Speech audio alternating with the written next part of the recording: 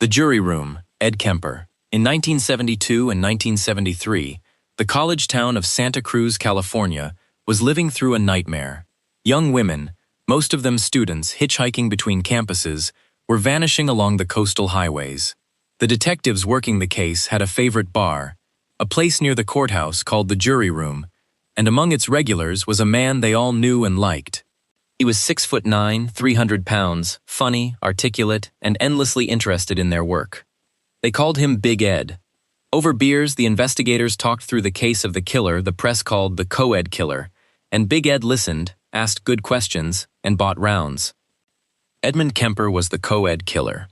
He had murdered his grandparents at age 15, been institutionalized, studied the psychiatrists who evaluated him, and talked his way out, so persuasively that a panel of doctors declared him no danger to society while his victim's remains lay undiscovered.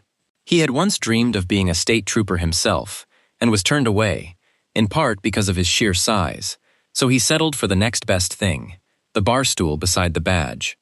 Now he was picking up hitchhiking students in a car he had rigged so the passenger door would not open from the inside, killing 6 of them, and then sitting with the men hunting him, enjoying the only friendships he had. In April 1973, he murdered his own mother and her best friend, then drove east until he ran out of running. From a phone booth in Pueblo, Colorado, he called the Santa Cruz police to confess. They thought Big Ed was joking and told him to call back. He waited by the phone booth, called again, and asked for an officer he knew personally, and only then did the men from the jury room understand who had been sitting beside them all along. In custody, he confessed to everything with an accountant's thoroughness, guiding officers to evidence, correcting their case files, explaining his own psychology in fluent clinical language. Those interviews became foundational to the FBI's Behavioral Science Unit and its study of serial killers. Kemper remains in prison, having waived every parole hearing for decades. He is still, by every account, an excellent conversationalist. The Ride-Alongs, Kenneth Bianchi. Through the autumn and winter of 1977, the bodies of women were being left on hillsides around Los Angeles, and the city gave the unknown murderer a name, the Hillside Strangler. The case gripped the lapped, and it also gripped a handsome, smooth-talking young security guard named Kenneth Bianchi, who dreamed of becoming a police officer. Bianchi applied to the Lappard. He got to know officers and he went on ride-alongs in patrol cars, cruising the same streets the task force was scouring, listening to police talk about the Hillside Strangler case while he sat in the passenger seat. There was no single Hillside Strangler. There were 2, and one of them was riding with the police. Bianchi and his older cousin, Angelo Buono, had murdered 10 women and girls, posing as police officers themselves to lure victims into their car. The real badge Bianchi kept failing to earn was the costume he was already using to kill. In 1979, needing work, he moved to Bellingham, Washington, and took a job as a security guard, and there his discipline finally failed him. He lured 2 university students, Karen Mandick and Diane Wilder, with the offer of a well-paid house-sitting job, killed them on his own, sloppily, and left a trail of witnesses, phone records, and physical evidence that led straight to him within days. Without his cousin's cold judgment, he was simply a careless man with a rehearsed smile. Under arrest, he mounted one last performance, faking a second personality named Steve for psychiatrists, and it nearly worked until an expert exposed the act. Cornered, Bianchi testified against his cousin. Both received life. The man who had ridden along with the manhunt spent the rest of his life on the other side of the glass. The consultant on death row, Ted Bundy. By 1984, the state of Washington had a new monster it could not name. Women were disappearing along the Green River, and the body count of the unknown Green River killer was climbing past every case in the state's memory. That year, the detectives leading the task force, Dave Reichert and Bob Keppel, received a letter from Florida. It came from death row. Ted Bundy, the most famous serial killer in America, convicted of murders across multiple states and awaiting execution, was offering his services. If you want to understand the Riverman, he suggested, ask someone who understands how he thinks. Keppel, who had spent years hunting Bundy himself, made the extraordinary decision to accept. Across a series of death row interviews, Bundy analyzed the Green River killings with unsettling fluency, how the killer would revisit scenes, how he would react to police pressure, where he might be caught.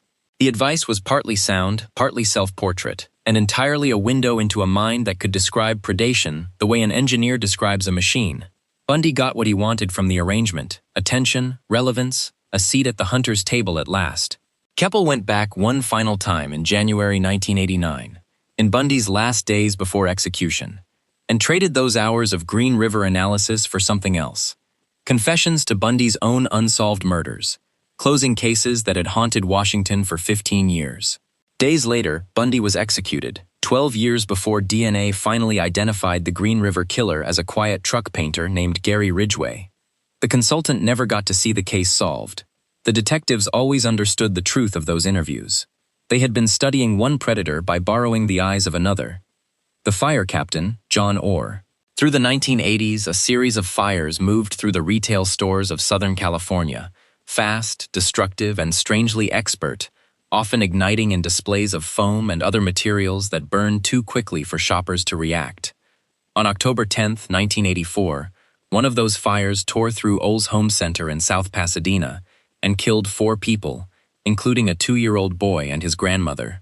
The region's arson investigators hunted the fire setter for years, and among the most respected of them was a fire captain from Glendale named John Orr, an author and instructor who taught seminars on serial arsonists and wrote a profile of the offender so vivid that colleagues considered him the leading expert in the field.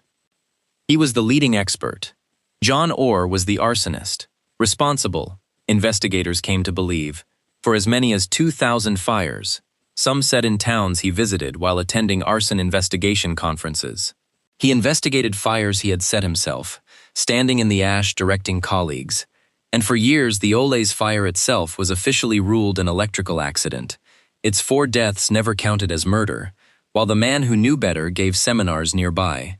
He also wrote a novel manuscript titled Points of Origin about a firefighter who sets serial fires, and its scenes matched unreleased details of the real crimes so closely that prosecutors would later read it to the jury. What ended him was a single fingerprint, lifted from a piece of notebook paper in an incendiary device that failed to burn, matched to the fire captain in 1991.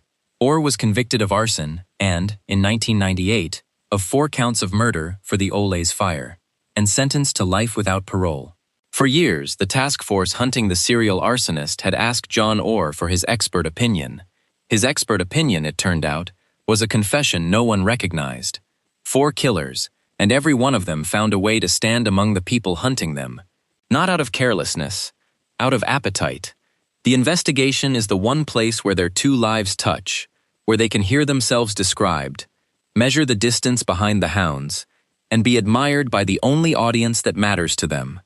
It is the closest thing they have to being known. Investigators learned the lesson slowly, case by case, and now it is standard doctrine, taught in every academy. When the crowd gathers at the tape, and one face keeps coming back, keeps helping, keeps asking the good questions, look at that face carefully.